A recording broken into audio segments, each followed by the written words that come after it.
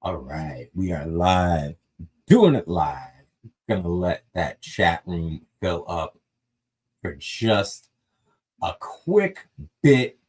What up, guys? Get comfortable, get your chairs ready. For now, at least, it looks like another week of Danielle being trapped in captivity. Unfortunately, she got locked out of the account, and we're trying to get her back in. But so until we can locate her, you guys got me, the B, the R, the A, the D.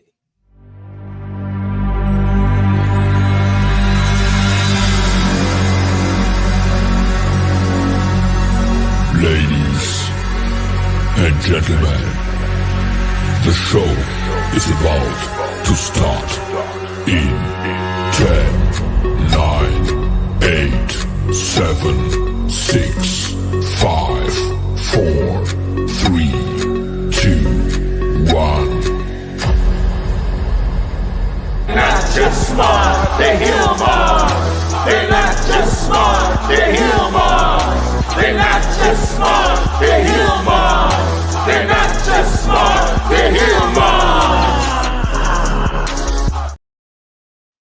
What is up, ladies and gentlemen, fans and friends? I am back once again. I am the custodian of charisma, the ophthalmologist of optimism. I am one half of the best friends in all the land. I am one half of the Hillmarks.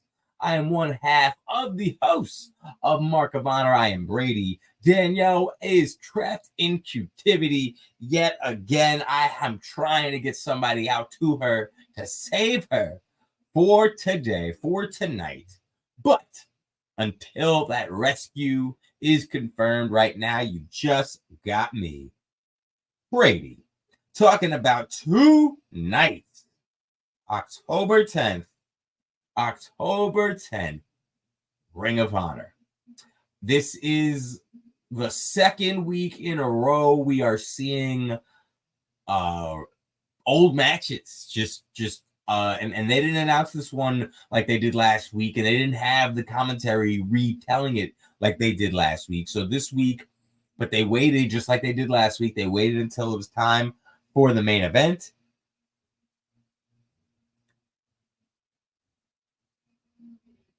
They waited until it was time for the main event, and then right before the main event, we went ahead and got that again. This week, Bryan Danielson, a Bryan Danielson classic versus Kenta. Great match, but I've seen it already. And I don't necessarily need them telling me what match to watch right now. Like, you know what I mean? If I wanted to watch an old wrestling match, I would. I'm trying to watch Ring of Honor, and I love it if you gave me the main event. You know, it seems a little bit invented.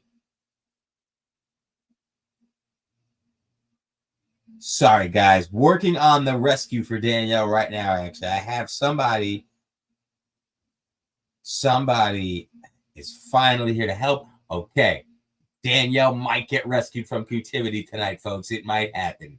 But back once again, talking about the October 10th edition of Ring of Honor. I just don't know why they're doing that. Had they not done it, the show probably would have been about an hour. I do believe that these matches in these shows have not been Ring of Honor tapings, like we saw last month and the month before that. If I'm wrong, somebody in the live chat correct me. But I do believe that these matches and these Ring of Honor shows have been like pre-matches before AEW Dynamite or whatever they're taping.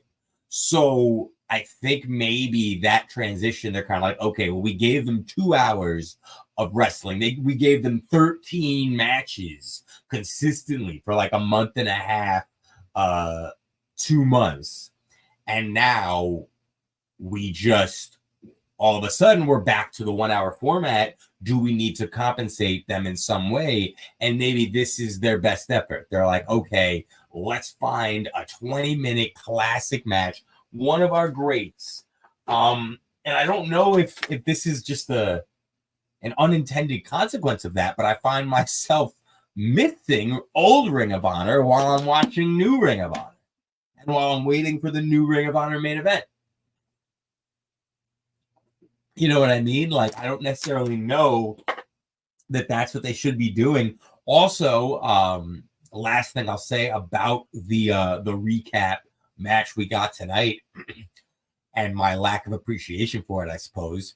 Or I mean, this is just a note, actually. It's just interesting to me that they didn't have Riccaboni and Caprice calling this one like they did last week. In fact, last week on Twitter, I had seen somebody had tweeted out to Ring of Honor about, I pay for this membership. Why are you showing me a match that I already have seen? I already have access to. And Caprice had actually responded saying, listen, it's like new, same school, new class. Like, wait, there's more, kind of implying that his commentary with Riccaboni's commentary, the way they do it would be a new spin on it. And it was. And I even said last week, I didn't hate that aspect of it. In fact, I enjoyed it. And I think if Ring of Honor wanted to do that, it'd be fine for like a YouTube series or just additional content that they would put out to us using whatever medium they want.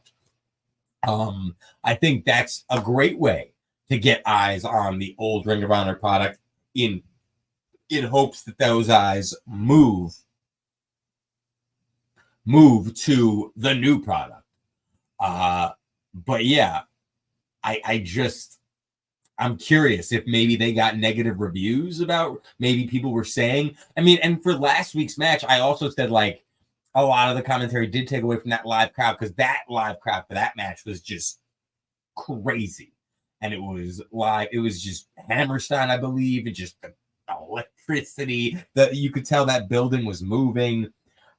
So I don't necessarily know that, like, if you're not going to give us that, then you really are, then that complaint last week that Caprice kind of like responded to, it remains even more valid than ever. You know what I mean? It was very interesting to me that they just decided to keep doing with this format. It feels manipulative to me. I said it last week. Just give us the main event. I don't need any more than an hour from you guys. Like, I really don't. Like, and if you're going to give me more than an hour, then use your talent and tell stories. And like, we've seen them do these shows where they constantly are going back to the backstage and then to the match and then the backstage. Like, they know how to utilize time. They can get it done. Give entrances to every single wrestler on the show. That will get the show longer. Like, I guess I'm just not sure what they're looking to accomplish here. Other than, like I said, if they want to get eyes on the old product somehow, like, maybe, I don't really know what the benefit is, because let's be real, old ROH compared to new ROH is, there's no comparison, right? There's absolutely no comparison.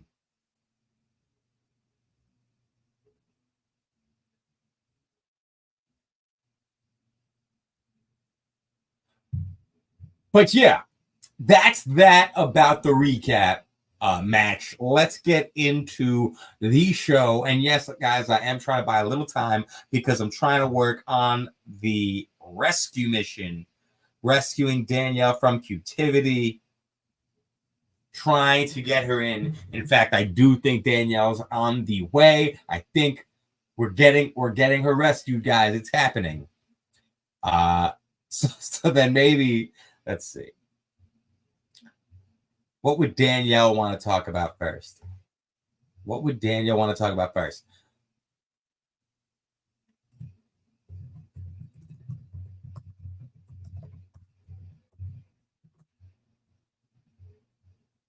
We could talk about the emergency MEM that we saw start the show. Always fun to start with Athena and her minions. Wait a minute, ladies and gentlemen, there she is. I think we got her rescued from captivity. There she is. Here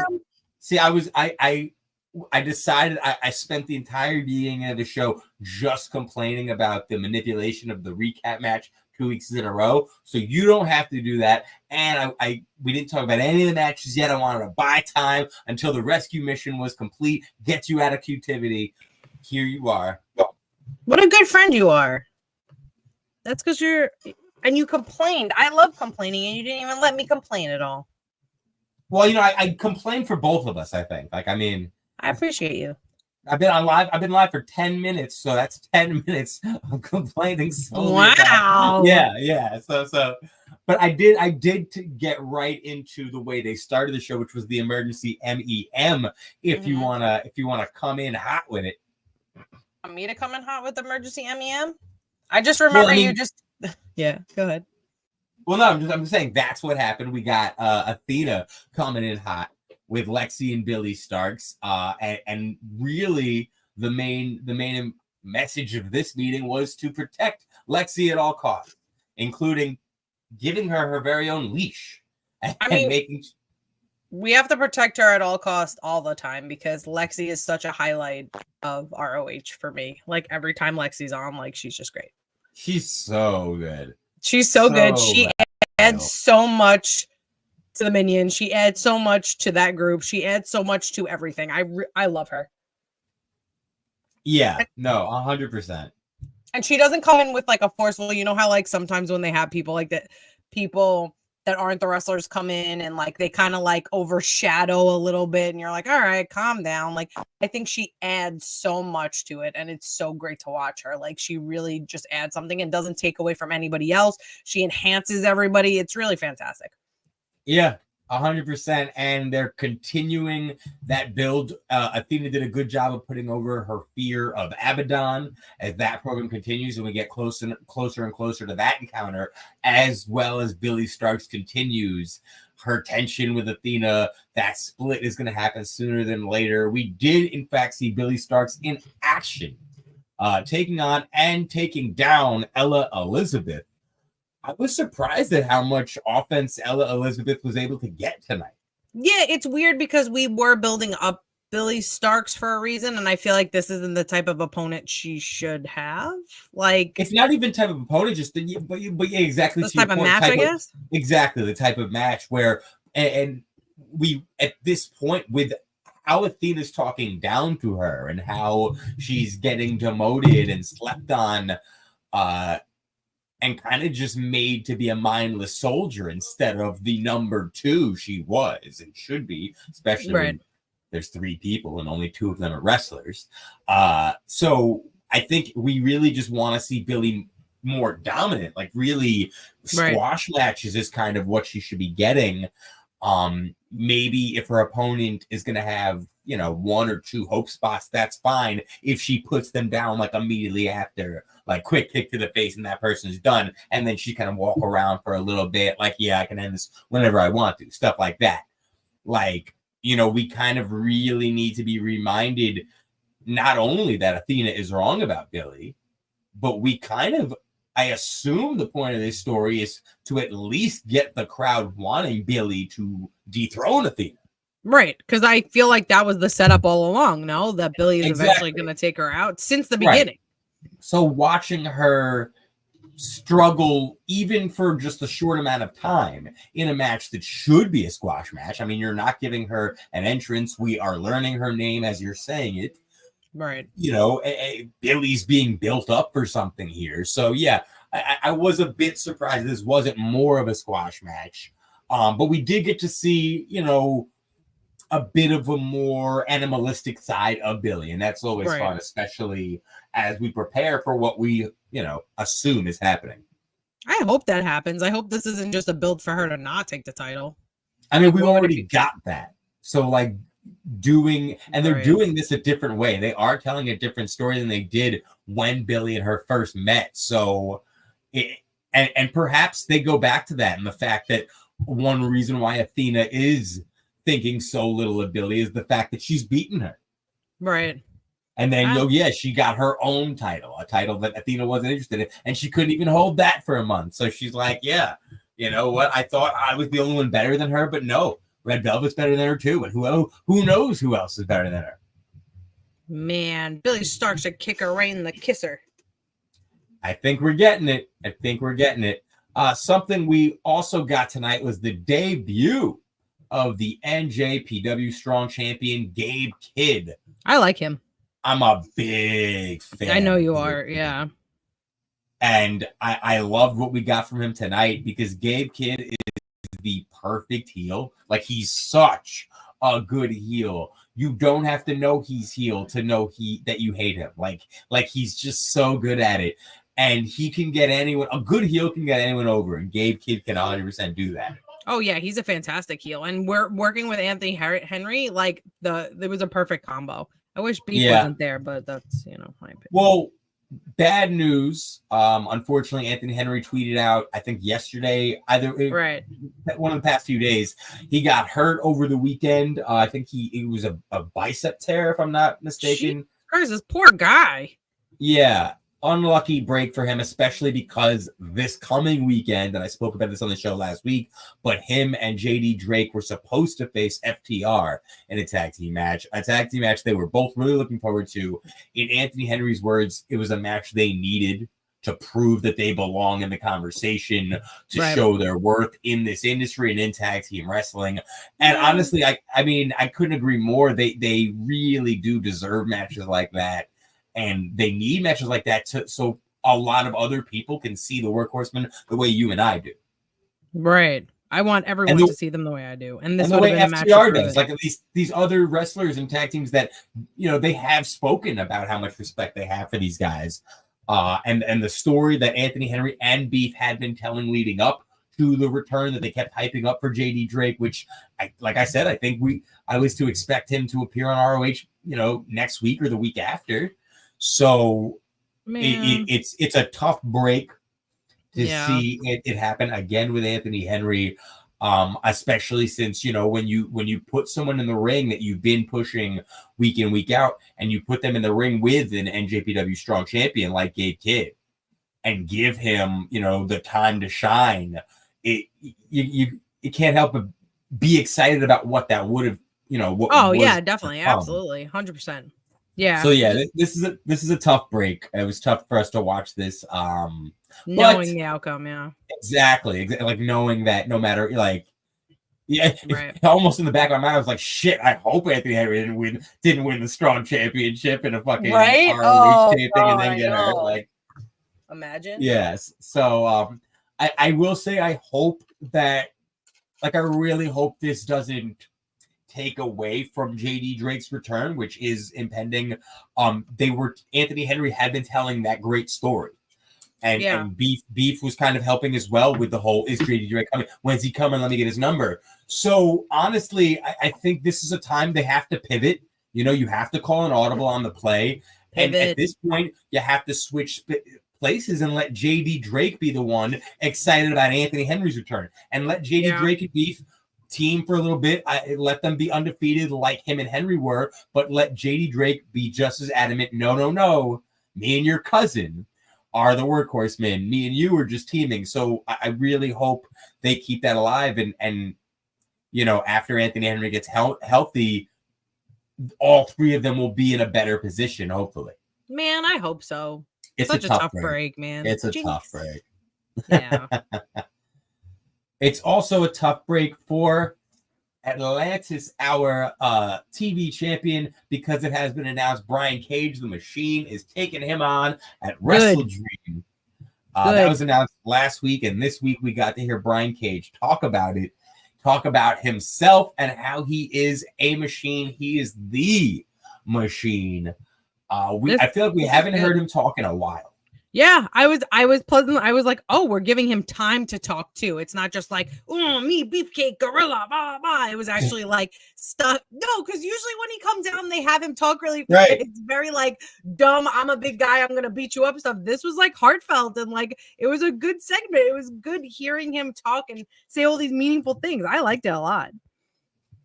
Yeah, and we've been talking ever since he became the TV champion kind of about when he would when he'd lose it, only because he did kind of come in as, representing other companies in Mexico, and so we don't necessarily, AEW kind of has the weird thing where talent come and then they go. So like when he won the title, and he didn't even win it here. Like Kyle Fletcher went to Mexico to lose it to him, so you really didn't know how many.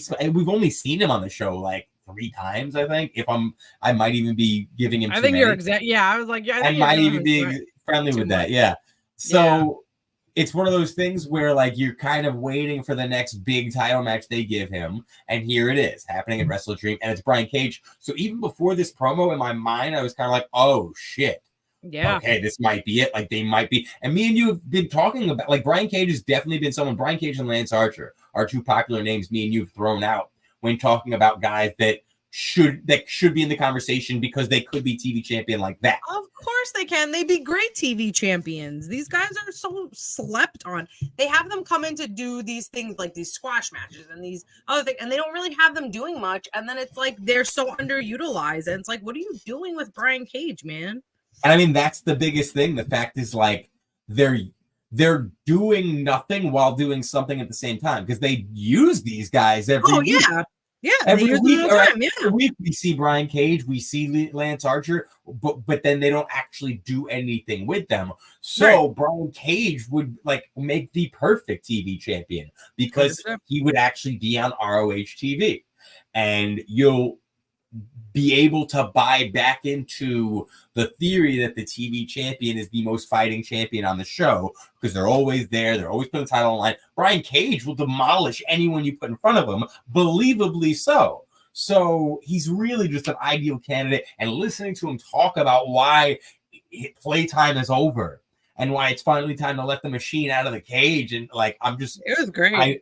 I'm very excited about it. It made me hype. It made me so hype. I'm like, yes. And I'm believing that you are going to walk out champion. I'm hoping so, man. It makes you want to see the match. And that's what a good promo is supposed to do. Promote the upcoming title change that he 100%. Wants us to buy into. So yeah, I'm really excited about that match at Wrestle Dream. Me too. I was also excited to see Brandon Cutler come out with a microphone because I love that goofball. That made me laugh so much. I was like, oh God, here we go with this guy again.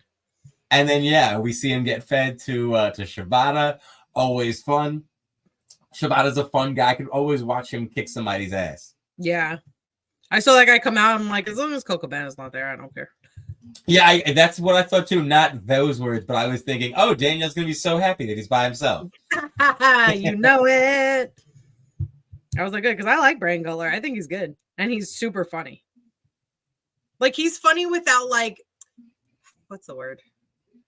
Like, I don't want to say without trying to be funny because he's trying, but it's just like a natural funny. No, it's effortless. It's effortless. That's the perfect word to describe it. Absolutely, Brady. It's like me. Yeah, exactly.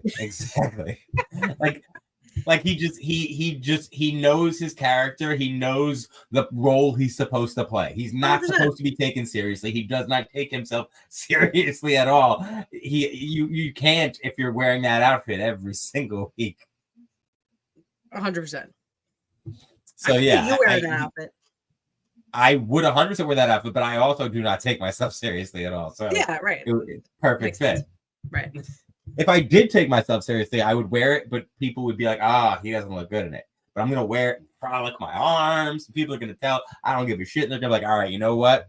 He doesn't look good at it, but don't tell him. Don't you tell him. And even if you did, you'd just be like, you'd be delusional and be like, that's a lie, guys. You're just yeah. It's okay to be wrong. It's okay to be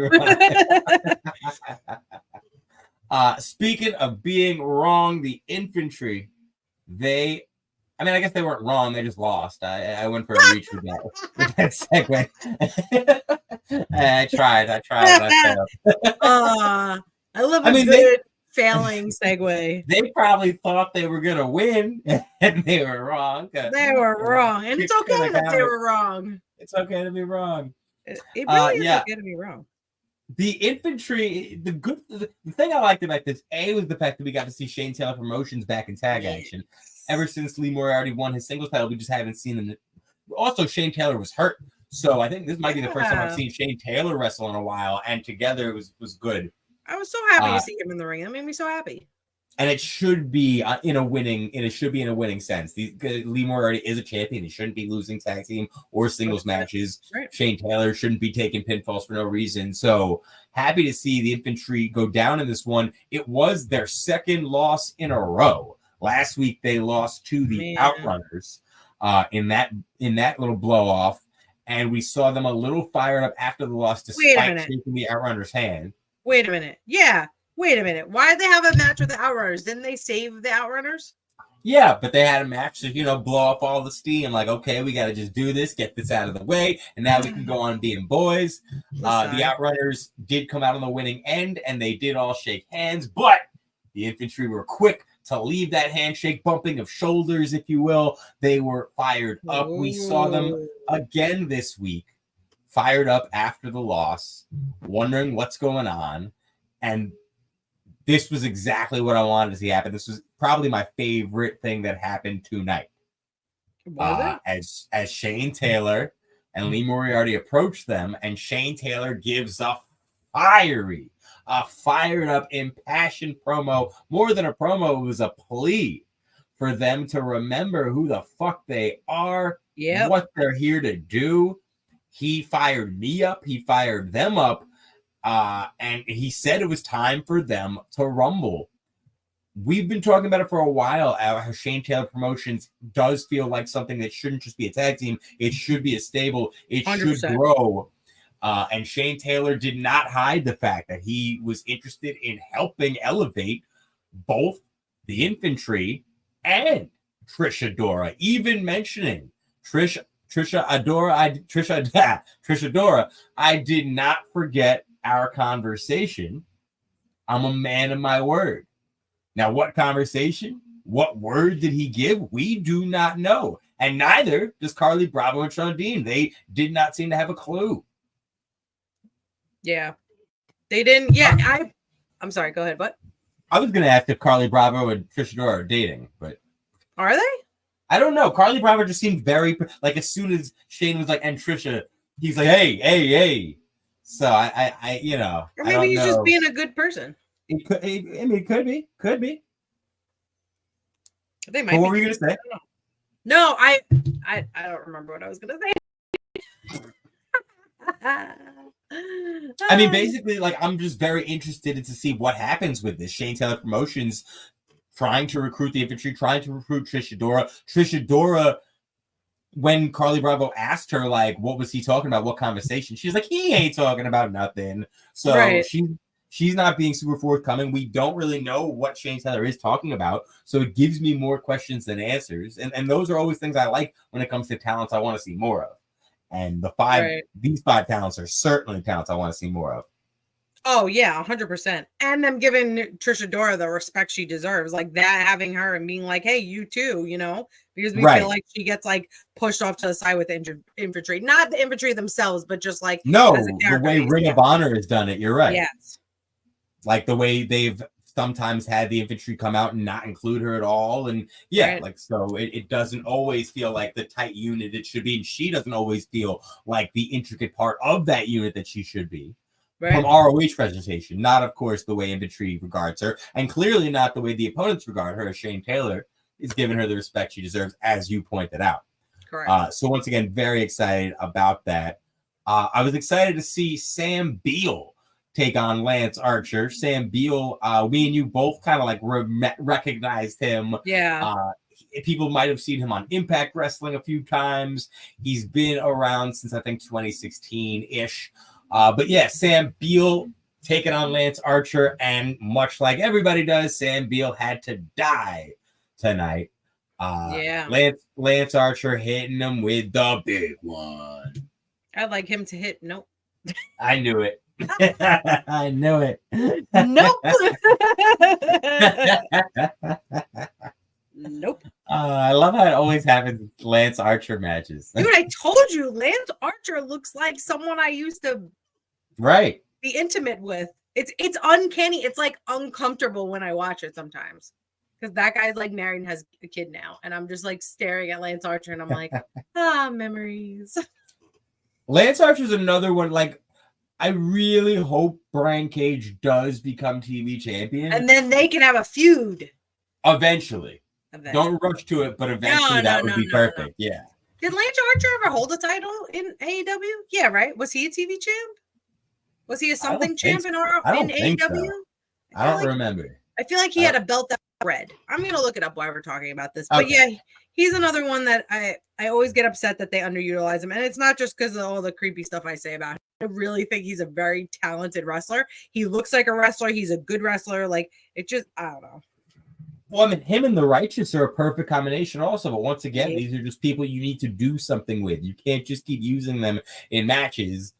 You actually have so much talent that you could utilize for stories, for progression, for getting people over. So yeah, I just hope they do more with Lance Archer. But always fun to see him put somebody in the dirt. Oh, absolutely. He was not anything in AEW. He was a New Japan United States heavyweight champion twice. Knew it. He's also been married since 1995. What? How is that possible? Dude, you're definitely looking. Lance Archer. I'm looking at spouse Tessa Molzo something. Wait. Maybe she was born in 1995. How is that possible? How old is Lance Archer? Wait a minute. No, it says M. M means married. No, married. It's a spouse. Married 1995. Well, how old is he? He's 47. Does that work? Are we that old now? He was born in 77, so yeah, he would have been 18 when he got married. That's not... What? That's crazy. I mean, he got married young. Do they have kids? Maybe she got pregnant young. Not to say anything. What? He's a nice church boy. Absolutely not. He would never do that. He's a nice church boy? He's religious, yeah. Is he really? What do you mean? He has a huge cross tattooed on his back, and he posts like hymns and psalms all the time. Do you realize how many fucking people have crosses tattooed on them? Doesn't make them super religious. They're either religious or Italian. It's either or. But he's is not. Rey Mysterio super religious? Because he has a lot of crosses. He's Mexican. The fuck is that supposed to mean? Mexican culture, like they're very into. They're very religious. No. I don't fucking know, bro. Clearly. Well, anyway, Lance Archer not clear that I am clueless on this topic? Lance Archer posts about God all the time on his Instagram. Interesting. Yeah. Yeah, he married. They don't have kids. Has been married for 29 years. How old is his wife? I have no idea. Uh-oh. What a good question. Right? That's an excellent question. Like, wait a minute. I don't know, bro. I don't know. I'm gonna hope she's 18 too. When were you born, Tessa? I don't know, Tessa. When were you born? Please be the appropriate time. Anyway, moving on. Can we move on? Then we have to close the book on this point. I have no idea how old she is. You want me to look at her LinkedIn? No, I think that's crossing a boundary. All right. Speaking of crossing boundaries, Dark Order seems to have crossed the boundary from heel back to face again. Which, I mean, I don't necessarily mind it, but ROH needs to fucking make up their mind. It's so weird. But Dark Order talking about how they finally got on the winning side of things, getting a couple singles victory, a tag team victory under their belts, and they are interrupted by the Iron Savages. I like this because this is 3-on-3. We don't need anyone sitting on the side, which does happen a lot of times when you get into these tag team feuds that stables are involved in. So, yeah, this is a feud that I'd like to see more of. And yeah, I don't necessarily know that we need to rush to the ring action.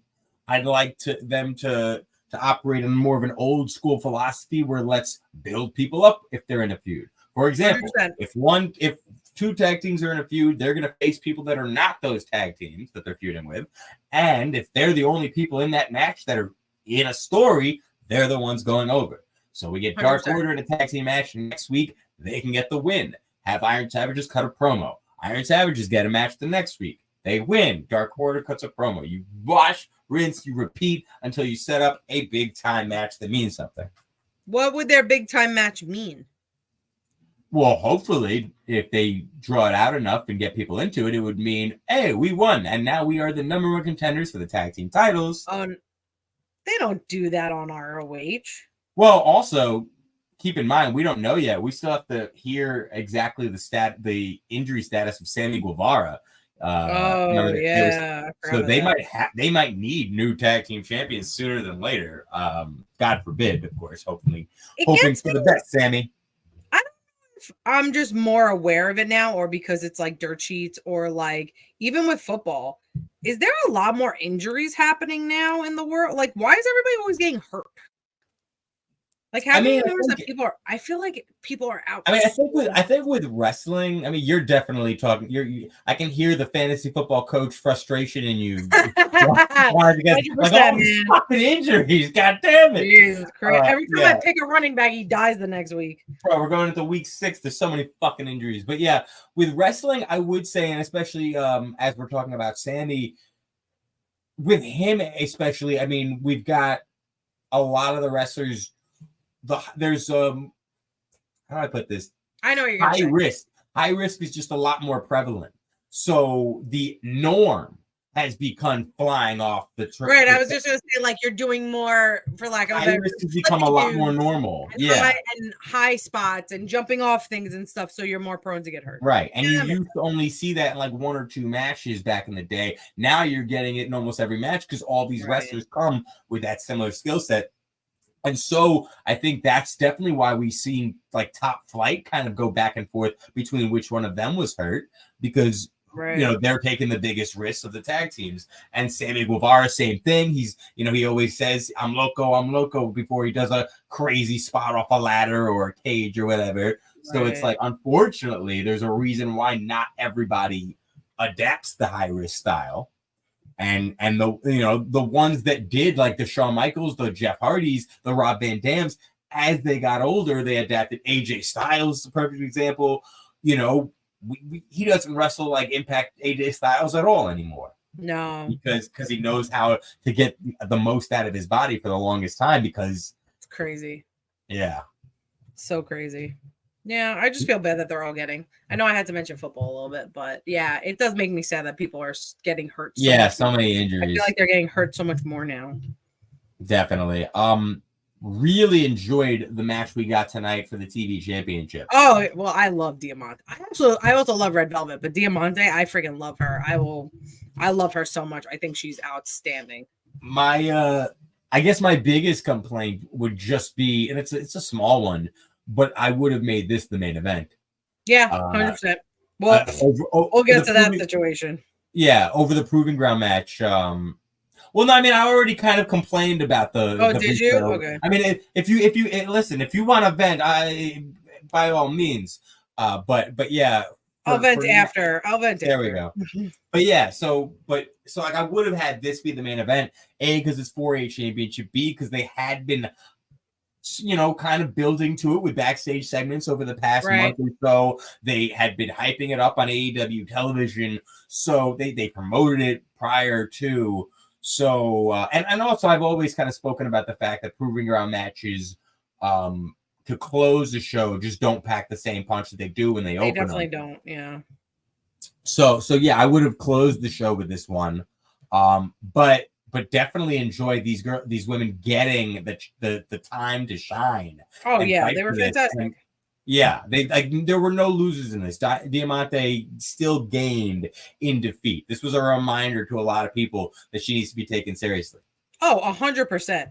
Like, be on the lookout for her, because she needs to be going for a title, in my opinion. I know and what's great is she kind of doesn't need to go for it, because they have been building this up, like you said, and have like that which led to this match, but also like she needs to be going for a title.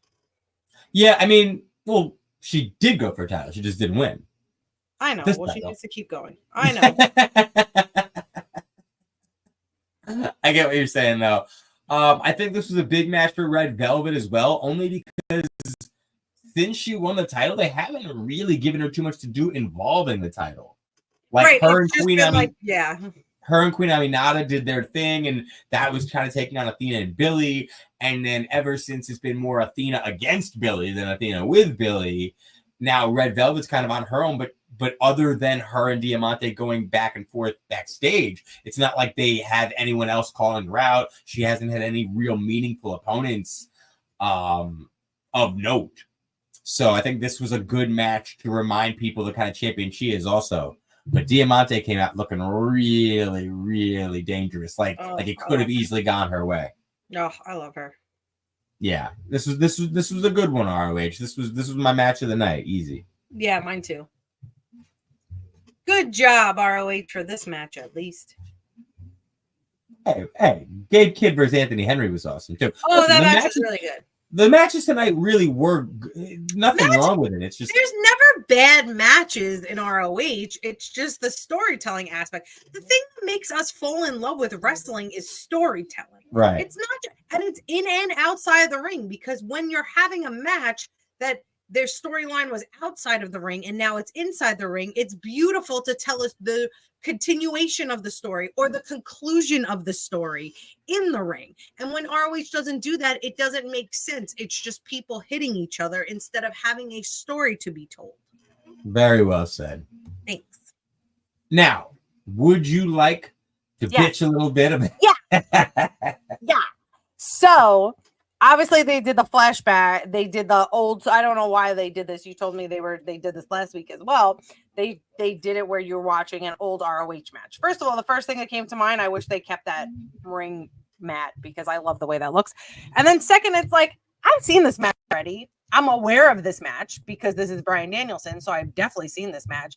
And also, like, why are you showing us old stuff before the new? And then, like, this also made me more frustrated because it showed how good ROH used to be and how great it was and how much people loved it. And like even showing that crowd and how crazy they were during that match.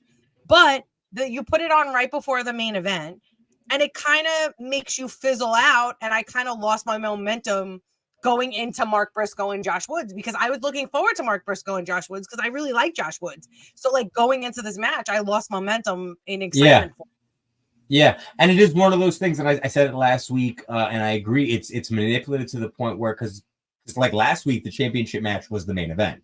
Right. So it's not so easy to just say, oh, they're giving me a shitty match. They're not even a shitty match, but they're giving me something I don't necessarily want to see. I didn't ask for this. Let me just end my ROH experience now. Like, right. That could happen, but oh, wait, it's the main event. I want to watch the main event. I'm invested. And so once again, they do it before a championship implication match, this one being a proving ground. And shit, if they did give us the women's TV championship in the main event, I'd probably be even more upset because I'm like, how dare you? Who knows who's just, you know what I mean? But yeah. Right. Anyway, that was my rant. End of story. There you go. End of rant. I used 10 minutes to get my rant out of my system. Oh, so. Mine wasn't 10. Mine was like 4 minutes. No, I think you used like 50 seconds. I think you were good. Yeah, I wasn't that bad. Yeah. I figured you said everything that I did. I definitely did. Probably over and over again. Definitely. But Mark Briscoe defeating Josh Woods in the Proving Ground match. I mean, this was fun for what it was. I said this to you when we were watching it. I do need them to start giving us a timer for these Proving Ground matches. Yeah. Because especially if we're talking about a World Championship Proving Ground match, let's be honest. Mark Briscoe has a big match against Chris Jericho that they're promoting for Wrestle Dream. So the odds that we were going to see him get pinned 1, 2, 3 on ROH television is slim to none. However, the added aspect of the Proving Ground match is that Josh Woods doesn't need to pin Mark Briscoe to win. Josh Briscoe has, Josh Woods. I'm sorry, Josh Briscoe. Josh Woods just has the last 10 minutes. So even like before, and like I was saying it like right before he started going to the top turnbuckle to finish show off with the elbow, if maybe 20 seconds prior they show us the timer and the timer says it's less than a minute, less than 2 minutes, 3 minutes, whatever. Now we're starting to be like, oh my God. Then, because all Josh Woods has to do is knock Mark Briscoe off the top turnbuckle, make some space, and now we're like, holy shit, he might do it. You know, it doesn't have to be up the whole time. It could just be up for poignant moments, like maybe 5 minutes go by, and the 2-minute warning. When the match starts, we watch it go to 9:59, then it disappears, comes back at 5-minute mark. At 5 minutes, right? You know, 3, 2, whatever. Like, like that 100% would be an added aspect of it, especially when you are gonna. This match got time. You know, like it definitely got to a point where I was like, okay, I don't know how close we are to 10 minutes, but we have to be past 8. And, you know, and I think Josh Woods actually had Briscoe down at that point. So that's what I'm starting to wonder. And I'm making the match more exciting for myself by trying to like guess, but it's also frustrating. So just give me the fucking timer. Right. Just give me then you can make it exciting for everybody. Just give me the timer. But yeah, I think timer would definitely help with these proving ground matches.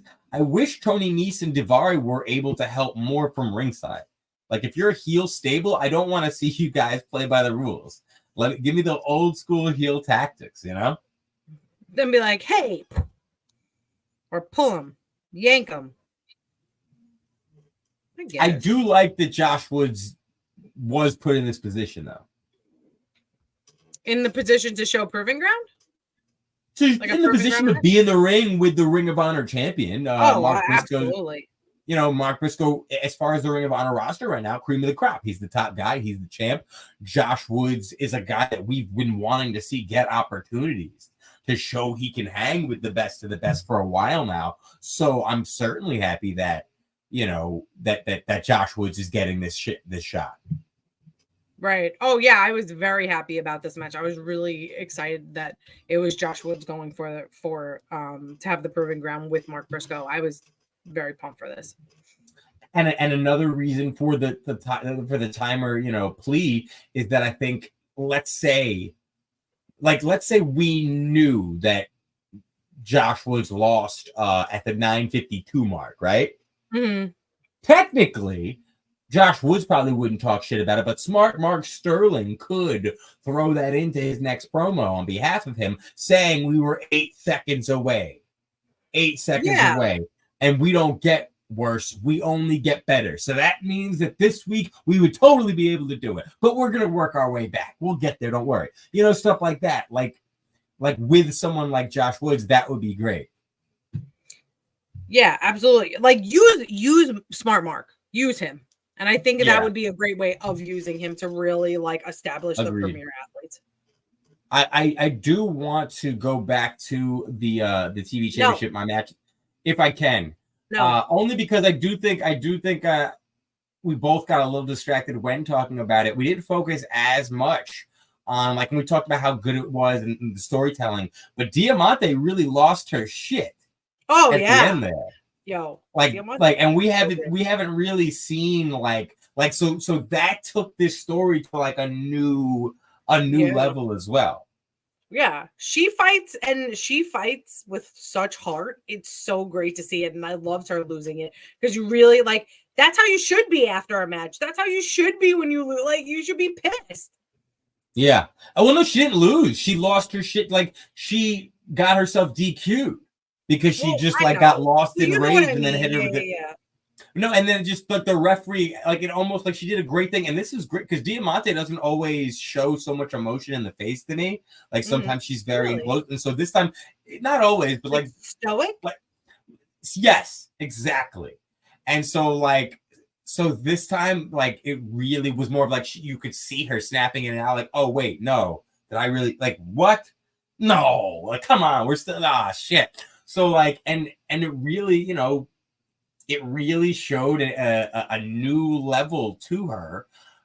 It kind of matches her theme song. You know how like badass her fucking theme is, and like then we see like this sick twisted, and who knows what it's gonna be. Like it makes you wonder what's gonna happen next week. Does Diamante go back after Redville some more, saying, you know, you didn't beat me. You know, you didn't beat me. I beat myself, and I beat you in the face too. With your own title. So Red Velvet now has a reason to want to have this rematch and want to put the title on the line again. Like there's unfinished business there. So that's a fun wrinkle in this story. I'm glad it's far from over. Yeah. See, storytelling. I do think this show is over, though. I believe we've come to our conclusion. Thank God we were able to get Danielle out of the grasp of Q-tivity. Get her in here. Like you bring fairies back. You had to clap to bring me back. They believed. I believe in fairies. I do believe in fairies. Guys, you have a thank southern you. twang? But that's exactly how fairy.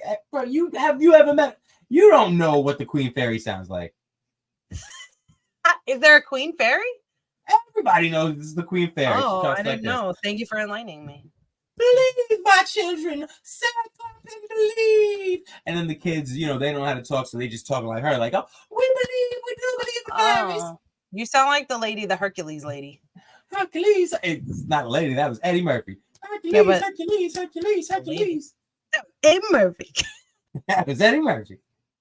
Playing all them people, except for the little boy. Guys, thank you so much for tuning in every single week for another edition of Mark of Honor. We're going to tune in next week to see what Ring of Honor gives you, and then we'll be right here to talk about it. Guys, you are the best. We're just trying to be like you. Never forget, we're not just smart marks. We're heel marks.